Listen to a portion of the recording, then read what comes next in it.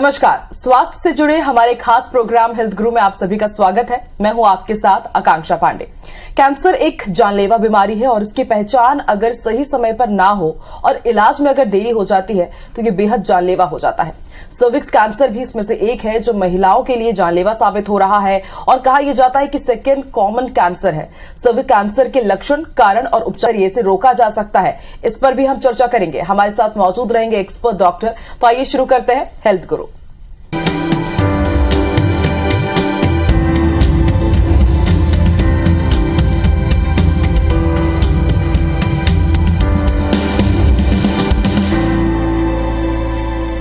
और cervix cancer पर आपकी तमाम दुविधाओं को दूर करने के लिए हमारे साथ स्टूडियो में मौजूद है रामकृष्ण केयर हॉस्पिटल से surgical oncology doctor Saurabh Jain. Doctor Saurabh, बहुत बहुत स्वागत है आपका। और आज हम जैसे कि चर्चा करने जा रहे हैं सर्विक्स कैंसर के बारे में ही, तो सबसे पहले सर क्यों ना दर्शकों को बताया जाए कि आखिर सर्विक्स कैंसर क्या है और ये कितना कॉमन है भारत में। तो अगर हम सर्विक्स कैंसर की बात करें, यानी कि गर्भाशय का जो मुख रहता है उसे हम सर्विक्स बोलते हैं।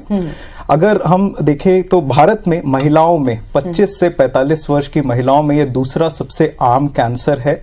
अगर हम आंकड़ों की बात करें तो लगभग हर साल 1 से 1.5 लाख महिलाएं इस कैंसर से ग्रसित होती हैं और लगभग 70 से 75 महिलाओं की इस कैंसर के कारण मृत्यु होती है। अगर हम छत्तीसगढ़ की भी बात करें तो छत्तीसगढ़ में भी यह दूसरा सबसे आम कैंसर है। तो ये हमारे लिए एक बहुत बड़ी स्वास्थ्य समस्या है जिससे हमें कुछ ना कुछ इलाज उसका निकालना और उससे छुटकारा पाना जरूरी है। बिल्कुल डॉक्टर सौरभ, जैसा आपने कहा कि सेकेंडली मोस्ट कॉमन कैंसर है ये, और इससे अंदाजा लगाया जा सकता है कि कितनी तेजी के साथ ये बढ़ रहा है। तो ऐसे में ये बहुत ज्यादा जरूरी हो जाता है कि हम अपने दर्शकों को ये भी समझाएं कि क्या कारण है कि वो सर्विक्स कैंसर के शिकार हो जाते हैं। तो सर्विक्स कैंसर यानी कि गर्भाशय मुख का जो कैंसर है उसका सबसे आम या सबसे मेन कारण है एक इन्फेक्शन, एक वायरल संक्रमण जिसे हम ह्यूमन पैपिलोमा वायरस बोलते हैं। जैसे कि कोविड वायरस होता है उसी तरह एक ह्यूमन पैपिलोमा वायरस होता है जो कि सेक्सुअल एक्टिविटी स्टार्ट होने के टाइम पे इन्फेक्शन महिलाओं में ये होता है।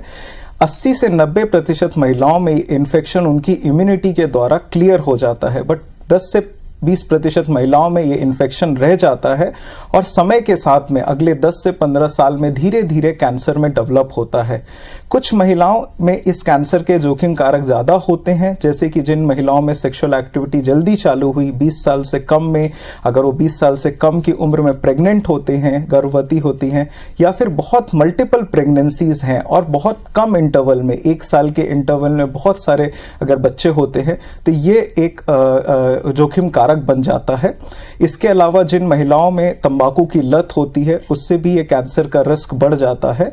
और जिन महिलाओं में पुअर वेजाइनल हाइजीन, मतलब कि यौन एरिया में बहुत इन्फेक्शन ज़्यादा होते हैं, उनमें भी ये इन्फेक्शन होके आगे जाके कैंसर में डेवलप होने के चांसेस ज़्यादा बढ़ जाते हैं।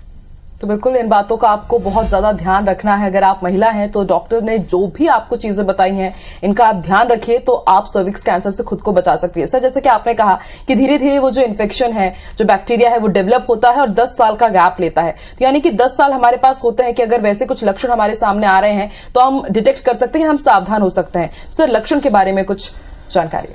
तो जो सर्विक्स कैंसर है यानी कि गर्भाशय मुख का जो कैंसर है, इसका सबसे आम जो सिम्टम होता है ये होता है इंटरमेंस्ट्रुअल ब्लीड, यानी कि 2 मासिक धर्म, 2 मेंस्ट्रुअल साइकिल्स के बीच में ब्लीडिंग होना, ये सर्विक्स कैंसर का सबसे मेन सिम्टम है। उसके अलावा सेक्सुअल एक्टिविटी के बाद में ब्लीडिंग होना, जिसे हम पोस्ट कॉइटल ब्लीड बोलते हैं, यह भी सर्विक्स कैंसर का एक मुख्य सिम्टम है। इसके अलावा जो महिलाएं जिनका पीरियड्स बंद हो गया, जिसे हम मेनोपॉज बोलते हैं, उसके बाद भी उसके कुछ साल बाद अगर वहां से कुछ ब्लड आता है जिसे हम पोस्ट मेनोपॉजल ब्लीडिंग बोलते हैं, यह भी सर्विक्स कैंसर का एक सिम्टम हो सकता है। इसके अलावा अगर महिलाओं में कुछ सफ़ेद पानी या फिर वहाँ से कुछ दुर्गंध युक्त स्त्राव होता है जिसे हम फाउल स्मेलिंग वेजाइनल डिस्चार्ज बोलते हैं, यह भी कैंसर के इनिशियल स्टेज के सिम्टम्स हो सकते हैं। जब ये कैंसर आगे एडवांस स्टेज में जाता है तो आगे पेशाब की थैली और पीछे बड़ी आंतों को प्रभावित करता है, जिसके कारण मरीज को पेशाब बार बार जाना पड़ता है, कब्ज की शिकायत होती है या कमर में दर्द होता है जो कि पैरों में जा सकता है। तो ये सब जो सिम्टम्स होते हैं, लक्षण होते हैं, ये एडवांस स्टेज यानी कि अग्रिम अवस्था में जो सर्विक्स कैंसर के सिम्टम्स हैं, ये उन सिम्टम्स में से एक है। डॉक्टर सौरभ, आपने जितने भी यहाँ पर सिम्टम्स बताए हैं बहुत ही कॉमन सिम्टम्स हैं ये, लेकिन महिलाओं के बारे में जैसे कहा जाता है कि वो घर का ख्याल रखने में इतनी बिजी रहती हैं कि वो अपना ध्यान नहीं रख पाती हैं और अमूमन हम देखते हैं कि इन सब चीजों को दरकिनार कर देती हैं। तो सर कैसे हम ये समझे कि ये जो बाकी जो लक्षण दिख रहे हैं ये सर्विक्स कैंसर के ही है? अलार्मिंग सिचुएशन क्या रहेगा? तो जब भी इनमें से कोई भी आपको सिम्टम्स अगर आ रहे हैं जो कि ठीक नहीं हो रहे हैं, काफी महीनों तक ये सिम्टम्स परसिस्ट हो रहे हैं, तो ऐसा जरूरी है कि आप किसी भी एक एक्सपर्ट को, कैंसर एक्सपर्ट को या गायनेकोलॉजिस्ट, स्त्री रोग विशेषज्ञ को दिखाएं। जब भी हमारे पास मरीज इनमें से किसी भी लक्षण के साथ में आते हैं तो हम उनको अच्छी तरीके से चेक करके देखते हैं, जिससे हमें पता चलता है कि वहां कोई गठान या फिर वहां कोई घाव तो नहीं है। ये जांच होने के बाद अगर वहां पे कोई गठान है तो उससे हम एक छोटा सा बायोप्सी लेते हैं, जैसे नमूना टुकड़ा बोलते हैं, और ये पूरी तरीके से सेफ है। नॉर्मली लोगों के अंदर ये एक मिथ्या रहती है कि बायोप्सी करने से कैंसर स्प्रेड होगा, ये बट ऐसा कुछ भी नहीं है। बायोप्सी एक पूरी तरीके से सेफ प्रोसीजर होता है और इससे हम कैंसर को कंफर्म कर पाएंगे कि ये कैंसर ही है या कुछ और प्रॉब्लम है। एक बार हमें कंफर्म होता है कि यहाँ पे कुछ प्रॉब्लम दिख रही है तो एक MRI के जरिए हम ये बता सकते हैं कि ये कितनी गहराई में गया है। इससे हम ये भी बता पाएंगे कि मरीज को बीमारी कौन से स्टेज में है, अर्ली स्टेज में है या बीमारी कुछ एडवांस स्टेज में गई है। सर अब थोड़ी वैक्सीन की बात कर लेते हैं, क्योंकि जैसे कि आपने बताया कि ये एक ऐसा कैंसर है जिसके लिए वैक्सीन अवेलेबल है, तो ये बहुत बड़ा एक कहा जा सकता है कि वरदान ही है कि अगर कोई डिटेक्ट होता है उसे वैक्सीन मिल जाए तो काफी हद तक हम सेफ रह सकते हैं। लेकिन क्या कुछ चैलेंजेस हैं इस वैक्सीन के साथ, वो भी आप हमारे दर्शकों को जरूर बताइए। तो जैसा मैंने आपको बताया कि इसका मेन कारण जो है वो एक वायरल इन्फेक्शन है, यानी कि ह्यूमन पैपिलोमा वायरस। जैसे हम देख रहे हैं आज हमारे पास कोविड वायरस के लिए हमारे पास वैक्सीन आई, उसके बाद से हमने कोविड को बहुत अच्छे तरीके से कंट्रोल कर पाए। सेम इसी तरीके से ह्यूमन पैपिलोमा वायरस के अगेंस्ट हमारे पास वैक्सीन उपलब्ध है। ये वैक्सीन हमें जब सेक्सुअल एक्टिविटी स्टार्ट होने के पहले देना है, यानी कि 9 से 25 वर्ष की महिलाओं में हमें ये वैक्सीन देना है। हमारे पास अलग जैसे वायरस के सब टाइप है, जैसे कोविड-19 है, इसी तरीके से ह्यूमन पैपिलोमा वायरस के भी अलग अलग टाइप्स होते हैं। उसके अकॉर्डिंग हमारे पास 3 अलग अलग प्रकार की वैक्सीन अभी मार्केट में अवेलेबल है। कुछ हैं जो सिर्फ 2 वायरस को कवर करती हैं, कुछ 4 हैं और कुछ ऐसी हैं जो सर्विक्स कैंसर करने वाले जितने भी वायरस हैं, 9 प्रकार के वायरस, उनको कवर कर पाती हैं। और इनके 2 या 3 डोजेस से ही हम उस कैंसर को होने से पहले ही बॉडी के अंदर इम्यूनिटी डेवलप हो जाती है। तो वायरस जो अंदर परसिस्ट कर जाता है, जो संक्रमण है जो लंबे समय तक रह पाता है, वो वैक्सीन के कारण वो पूरी तरीके से खत्म हो जाता है और बॉडी इस कैंसर से पूरी तरीके से फ्री हो जाती है। सर जैसे कि आपने बताया कि 9 साल से 25 साल की जो बच्चियां हैं उनको ये वैक्सीन लगाई जाएगी, लेकिन सर अभी तक मैंने तो नहीं सुना था कि सर्विक्स कैंसर को अगर हमें रोकना है तो इतने पहले से ही हम वैक्सीन ले सकते हैं। आपको भी लगता हो कि कहीं ना कहीं एक अवेयरनेस की भी कमी है? तो गवर्नमेंट हो, पब्लिक डिपार्टमेंट की अगर हम बात करें, किस तरीके से आप देखते हैं कि ज्यादा से ज्यादा लोगों को जागरूक किया जा सकता है? क्योंकि एक बहुत बड़ा मिरेकल रहेगा ये कि अगर सभी के पास वो वैक्सीन पहुंच जाती है तो इसके लिए इंडियन गवर्नमेंट ने एक स्टेप लिया है कि पहले जो भी वैक्सीन्स आती थी वो फॉरेन में बनती थी, और अभी इंडिया में सीरम इंस्टीट्यूट ऑफ इंडिया ने वैक्सीन डेवलप करना चालू किया, जिसे हम सर्वावैक बोलते हैं। यह वैक्सीन बहुत ही अफोर्डेबल है, बहुत ही सस्ती है, जिसको हम मास पॉपुलेशन को, लोगों तक आराम से पहुंचा सकते हैं। और बहुत करके ये चांस है कि इस साल में ये वैक्सीन मार्केट में अवेलेबल होगी, और अगले कुछ सालों में ऐसा हमें लगता है कि जैसा कि बाकी इन्फेक्शंस के लिए हमारे पास वैक्सीन है, वैसे ही नेशनल इम्यूनाइजेशन प्रोग्राम में सर्विक्स कैंसर की वैक्सीन भी इंक्लूड हो जाएगी, और आने वाले समय में शायद ये कैंसर पूरी तरीके से वैक्सीन के द्वारा पूरी तरह से रोकथाम हो जाएगी और हम इस कैंसर से मुक्त हो सकेंगे। बिल्कुल। और सर कहा भी जाता है कि prevention is better than cure. कोई उससे पीड़ित हो उससे पहले अगर उसका वैक्सीन मिल जाए तो उससे अच्छा भला और क्या हो सकता है। डॉक्टर सौरभ, मेरा एक और सवाल है, लेकिन उससे पहले मैं अपने दर्शकों को यह भी बता दूं कि आपके भी मन में ढेर सारे सवाल होंगे, जाहिर सी बात है, क्योंकि ये टॉपिक ही ऐसा है, सभी लोग जानना चाहते हैं। और जैसा कि सर ने भी बताया कि सेकेंड टॉप मोस्ट कॉमन है ये भारत में, महिलाएं बहुत ज्यादा इससे पीड़ित रहती हैं। तो एक बाकायदा नंबर फ्लैश हो रहा है आपकी टीवी स्क्रीन पर, जैसे ही प्रोग्राम खत्म होगा आप तुरंत इस नंबर पर कभी भी कॉल कर सकते हैं और सीधे आप डॉक्टर सौरभ से बात कर सकते हैं। आपके जितने भी प्रश्न प्रश्न है, आपके तमाम सवालों का निदान आपको मिल जाएगा। डॉक्टर सौरभ, आपने 9 to 25 ईयर्स के बारे में बताया कि उन बच्चियों को वैक्सीन लग जाएगी, लेकिन उससे ज्यादा जिनकी एज हो गई है, क्या वो भी इस वैक्सीन को ले सकते हैं? और अगर जो और ज्यादा महिलाएं जो ज्यादा उम्र दराज हैं, वो वैक्सीन जैसा आपने बताया कि ज्यादा इफेक्टिव नहीं रह जाती हैं, तो उनके लिए क्या फिर इलाज रहेगा? तो अगर इससे ज्यादा उम्र वाली महिलाओं को भी वैक्सीन दिया जा सकता है, बस हम ये बताते हैं कि इस वैक्सीन की जो एफिशिएंसी है वो थोड़ा कम हो जाती है, बट स्टिल उससे काफी कैंसर होने का रिस्क काफी कम हो जाएगा। तो अगर उससे भी ज्यादा उम्र है तो भी हम इस वैक्सीन को दे सकते हैं। अगर उम्र उससे भी ज्यादा है तो इस कैंसर को डिटेक्ट करने के लिए, प्री कैंसर स्टेज में ही डिटेक्ट करने के लिए हमारे पास एक टेस्ट है जिसे हम पैप स्मीयर बोलते हैं। ये एक बहुत आम टेस्ट है, बहुत सामान्य सा टेस्ट है, जिसमें जो गायनेकोलॉजिस्ट होते हैं, अगर आप इसमें देखेंगे तो यहां से जो गर्भाशय मुख होता है उससे वहां के कुछ सेल्स को एक स्लाइड में लेते हैं और उसे माइक्रोस्कोप के अंदर देखा जाता है, और इससे हम बता सकते हैं कि ये कैंसर है या कैंसर के पहले का स्टेज है या सामान्य सर्विक्स का के अंदर की परत है।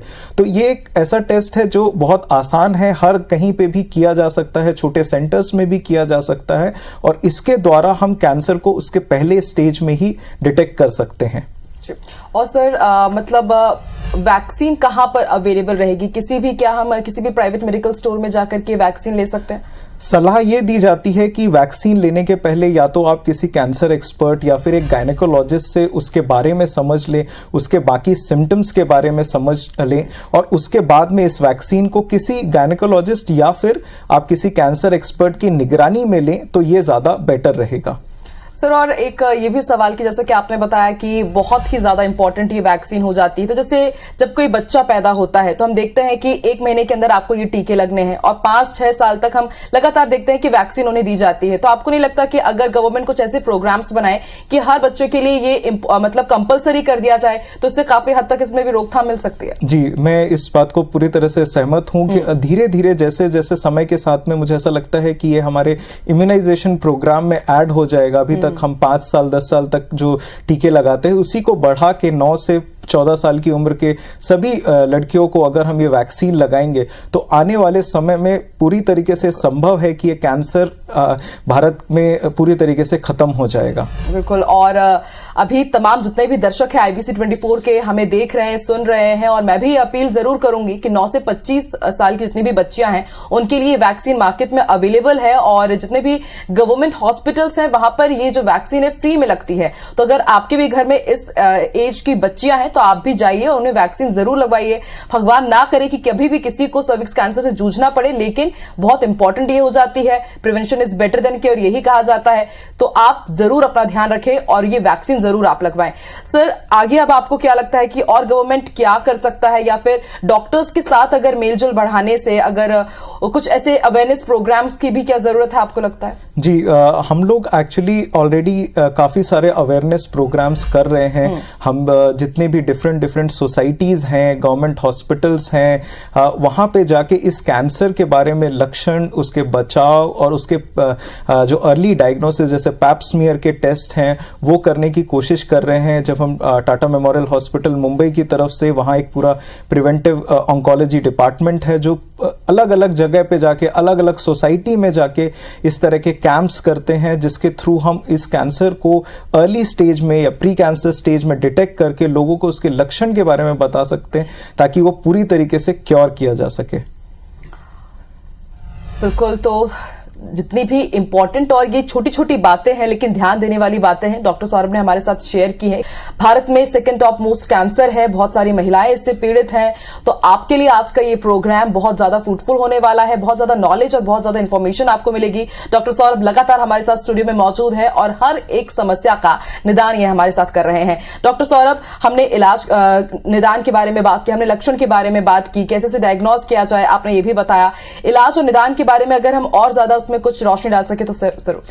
जैसे मैंने आपको बताया कि सर्विक्स कैंसर एक ह्यूमन पैपिलोमा वायरस इन्फेक्शन के कारण है, और ये इन्फेक्शन जो है जब सेक्सुअल एक्टिविटी स्टार्ट होती है तब ये हो जाता है, और इसे एटलीस्ट 10 to 15 ईयर्स लगते हैं, 10 से 15 साल लगते हैं कैंसर में डेवलप होने के।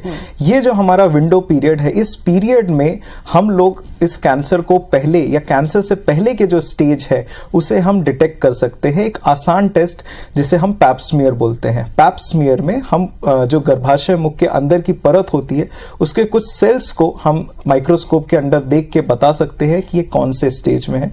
उसके अलावा आज हमारे पास जैसे हम कोरोना वायरस का टेस्ट करते हैं RT-PCR टेस्ट करके, सेम तरीके से हम वहां के सेल्स को और वहां के जो स्मीयर है उसको लेके वायरस को भी टेस्ट कर सकते हैं, जैसे हम HPV DNA टेस्ट बोलते हैं। इससे हमें कंफर्म हो जाएगा कि वहां पे इन्फेक्शन है या इन्फेक्शन है ही नहीं।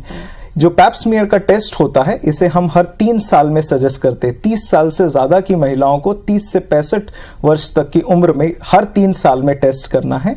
और अगर हम HPV DNA करते हैं, जो वायरस का टेस्ट करते हैं, अगर हम 5 साल में ये टेस्ट करते हैं और ये टेस्ट नेगेटिव है तो इसमें कैंसर, उन महिलाओं को कैंसर होने का रिस्क ऑलमोस्ट खत्म हो जाता है।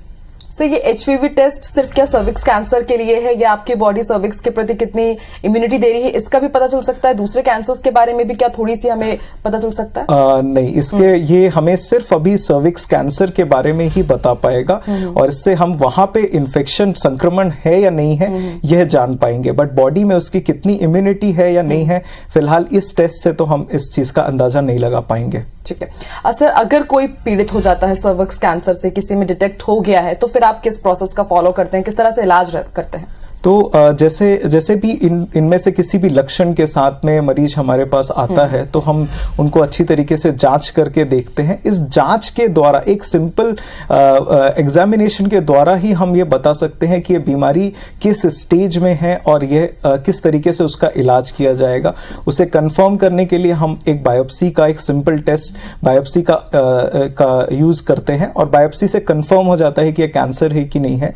MRI के द्वारा हम उसका एग्जैक्ट स्टेज बता सकते हैं। अगर बीमारी फर्स्ट स्टेज में है तो उसका बेस्ट ट्रीटमेंट जो है वो है सर्जरी। सर्जरी में हम इसमें जो सर्जरी की जाती है, इसमें एक छोटा चीरा दिया जाता है, इसे ओपन सर्जरीज की जाती है। इसमें लैप्रोस्कोपिक सर्जरी का रोल नहीं है, क्योंकि ऐसा हमने देखा है कि लैप्रोस्कोपिक सर्जरी के बाद बीमारी के वापस आने का चांस बढ़ जाता है। ये सिर्फ सर्विक्स कैंसर से रिलेटेड है। तो ओपन सर्जरी के माध्यम से हम जो जहां पे प्रॉब्लम है, गर्भाशय है, गर्भाशय के आसपास 2 सेंटीमीटर का हिस्सा और निकालते हैं और आसपास के लिम्फ ग्लैंड्स भी निकाल देते हैं। यह सर्जरी पूरी तरीके से सेफ सर्जरी है और इसे हम रेडिकल वर्दाइम सिस्टेक्टोमी बोलते हैं। इस सर्जरी को एक कैंसर विशेषज्ञ या इस गायनेकोलॉजिकल कैंसर एक्सपर्ट से कराना चाहिए, क्योंकि इसमें जो आसपास के जो मार्जिन्स है वो बहुत इंपॉर्टेंट रहते हैं। अगर आप अच्छी तरीके से सर्जरी करते हैं तो बहुत अच्छे चांसेस है कि सिर्फ उसी से ही फर्स्ट स्टेज की बीमारी को ठीक किया जा सकता है। मान लीजिए अगर मरीज थोड़ा एडवांस स्टेज में आते हैं या बीमारी आसपास के टिश्यूज में फैली है या जकड़ी हुई है, तो उसका भी इलाज कीमोथेरेपी यानी कि इंजेक्शन के कोर्स और सिकाई, रेडिएशन थेरेपी के संयोजन से किया जा सकता है, जो इसमें भी मेन रोल होता है सिकाई का। रेडिएशन थेरेपी इस पूरे एरिया को कवर किया जाता है और यह इलाज पूरी तरीके से सुरक्षित है, और इसमें हम स्टेज 2 या स्टेज 3 की भी बीमारी को पूरी तरीके से ठीक करने में सक्षम होते हैं। डॉक्टर सौरभ, आपने बताया कि सर्जरी की जाती है, और मैंने भी देखा है बहुत से केसेस, क्योंकि सर मैंने अपनी फैमिली में ही देखे हुए हैं कि यूटेरस ही रिमूव कर दिया गया, लेकिन उसके बाद काफी परेशानी हो जाती है।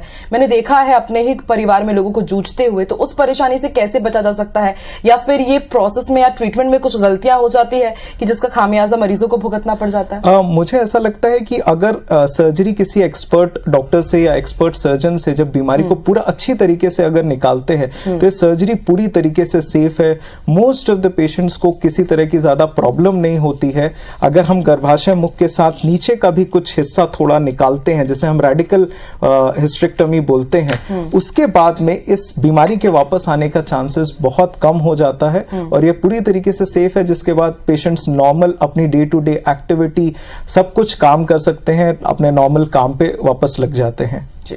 सर, आपने ये भी कहा कि ये पूरी तरह से कंप्लीटली डायग्नोजेबल है, और मतलब ये ऐसा कैंसर होता है जो अगर एक बार हमने इसे खत्म कर दिया तो ये दोबारा हमारे शरीर में नहीं होता है। क्योंकि हमने देखा है सर, दूसरे कैंसर्स के बारे में ये है कि एक बार हो गया तो फिर कहा जाता है कि शायद बार बार वो दोबारा हमें अपने चपेट में ले लेता है। तो क्या वाकई ये मिथ है या भ्रम है? आप क्या कहते हैं इसके बारे में? अगर हम इसे प्री कैंसर स्टेज या फर्स्ट स्टेज में डिटेक्ट करते हैं तो बहुत अच्छे चांसेस हैं कि हम इसे पूरी तरीके से क्योर कर पाएंगे सिर्फ सर्जरी के माध्यम से। हाँ, ये जरूरी है कि मरीज को उसके ऑपरेशन के बाद भी अपने कैंसर एक्सपर्ट या अपने गायनेकोलॉजिकल कैंसर एक्सपर्ट के पास में रेगुलर फॉलो अप करना है। ऐसा नहीं है कि ऑपरेशन होने के बाद आप भूल जाए, ऐसा नहीं है। अगर आप रेगुलरली फॉलो अप करते हैं, वहां डॉक्टर आपका रेगुलर उधर एग्जामिनेशन करते हैं और उन्हें वहां पे कहीं कोई दिक्कत नहीं लगती है, तो ये बहुत अच्छे चांसेस हैं कि फर्स्ट स्टेज के कैंसर में 90 to 95% क्योर रेट है। और अगर हम उसी को प्री कैंसर स्टेज में पैप स्मीयर के माध्यम से अगर हम उसे प्री कैंसर स्टेज में डिटेक्ट करते हैं तो बहुत अच्छे चांसेस हैं कि हम उसे पूरी तरीके से क्योर कर पाएंगे और उसमें कैंसर के वापस आने की जो चांसेस है वो बहुत कम हो जाते हैं।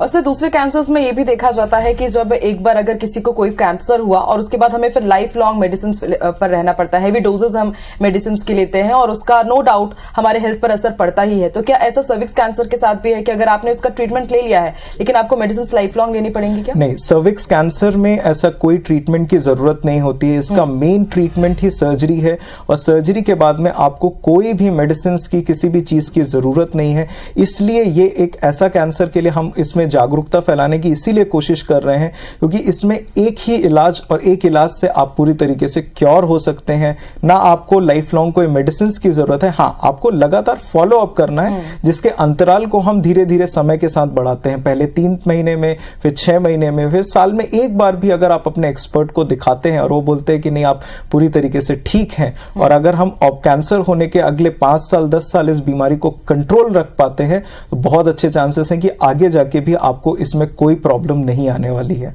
ठीक है, तो बिल्कुल आपको इन गोल्डन रूल्स का ध्यान रखना है अगर आप इस बीमारी से बचना चाहते हैं। तो डॉक्टर सौरभ ने जो बताया है इसे आप फॉलो कीजिए और आप कैंसर मुक्त जीवन जरूर अपने जीवन में पाएंगे। डॉक्टर सौरभ, आपने जैसे कि बहुत सारे अच्छे अच्छे टिप्स आपने दिए हैं, लेकिन कुछ ऐसे गोल्डन टिप्स जिसके जरिए ये नौबत ही ना आए कैंसर की या फिर सर्विक्स कैंसर की, किन स्टेप्स को फॉलो करना होगा महिलाओं को? तो सबसे पहला तो जितना ज़्यादा कैंसर की वैक्सीन के बारे में, क्योंकि ये एक अकेला कैंसर है पूरी बॉडी में जिसके लिए हमारे पास कैंसर वैक्सीन अवेलेबल है। हमने देखा है जैसे हमने कोविड को पूरी तरीके से ख़त्म कर दिया, वैक्सीन के बाद में हम पूरी तरीके से इम्यून हो गए, इसी तरह सर्विक्स कैंसर भी जो है वो सर्वाइकल कैंसर वैक्सीन के थ्रू हमें ऐसा लगता है कि हम इसे पूरी तरीके से ख़त्म कर पाएंगे। इसके अलावा कुछ सिंपल टिप्स हैं, जैसे कि आप जो महिलाएं हैं अगर वो अपनी प्रेगनेंसी में गैप ज़्यादा बढ़ाएं, मतलब बहुत फ्रीक्वेंटली 1 साल की जगह उसको 2 साल 3 साल ये करें, पहला बच्चा जो है वो 20 साल के कुछ बाद रहेगा, तो इन सब केसेस में इन सब सिंपल टिप्स के थ्रू उस जो वायरल इन्फेक्शन है या उसको आगे कैंसर में बढ़ने का जो रिस्क है वो कम हो जाएगा। और सबसे इंपॉर्टेंट, 3 साल में एक बार अगर आपकी उम्र 30 से 65 के बीच में है या आपके घर में किसी को भी इस उम्र की महिलाएं हैं उनको ये सजेस्ट करिए कि आप पैप स्मीयर का एक टेस्ट कराएं। बहुत आसान सा टेस्ट है जो कोई भी स्त्री रोग विशेषज्ञ या कैंसर विशेषज्ञ कर सकते हैं और इस टेस्ट के माध्यम से आप पता लगा सकते हैं कि आपको कैंसर होने का कितना रिस्क है या आप कैंसर वहां पे कोई इन्फेक्शन है या नहीं है। तो ये बहुत सिंपल टिप्स है जिससे इस कैंसर को पूरी तरीके से रोका जा सकता है। बिल्कुल, तो इन टिप्स को आपको पालन करना होगा और सर ने जैसा कहा कि हर 3 साल में HPV टेस्ट कराइए और अगर आपकी उम्र 55 प्लस है तो स्क्रीनिंग के लिए भी आप जा सकते हैं और सर्विक्स कैंसर से खुद को बचा सकते हैं। सर, हमने शुरुआत ही की थी कि second top most common cancer बन चुका है भारत में, तो इसके पीछे आप क्या कारण मानते हैं? इसका मेन कारण जो हम देख रहे हैं इंडिया में कि जो प्रेगनेंसी है वो बहुत अर्ली प्रेगनेंसी रहती है, मतलब 10 साल से अगर गांव में देखा जाए तो मैक्सिमम महिलाओं को 20 साल से कम उम्र में ही बच्चा हो जाता है या बच्चे बहुत जल्दी के इंटरवल में होते हैं। तीसरा जो इंडिया में ज़्यादा कॉमन कारण ये है कि इस कैंसर या फिर वेजाइनल हाइजीन के बारे में जागरूकता लोगों को नहीं है, तो इससे वो बहुत फ्रीक्वेंटली वहाँ पे इन्फेक्शंस होते हैं और उन्हीं इन्फेक्शंस के कारण इंडिया में cervical cancer second most common cancer है। तो इन तमाम बातों का आपको ध्यान रखना है और सर ने बताया कि आखिर ये टॉप मोस्ट कैंसर क्यों बना हुआ है। डॉक्टर सौरभ, बहुत बहुत शुक्रिया हमारे साथ जुड़ने के लिए और इतनी स्पेशल इंफॉर्मेशन शेयर करने के लिए। उम्मीद करते हैं कि हमारे जितने भी दर्शक हैं उन्होंने हमारे प्रोग्राम को ध्यान से देखा होगा और जितनी इंफॉर्मेशन सर ने दी है सर्विक्स कैंसर को लेकर के ये आप अपने जीवन में अपनाएंगे और अच्छे से अपने जीवन जी पाएंगे। बहुत बहुत शुक्रिया डॉक्टर सौरभ हमारे साथ जुड़ने के लिए। बहुत बहुत शुक्रिया आप सभी का। नमस्कार।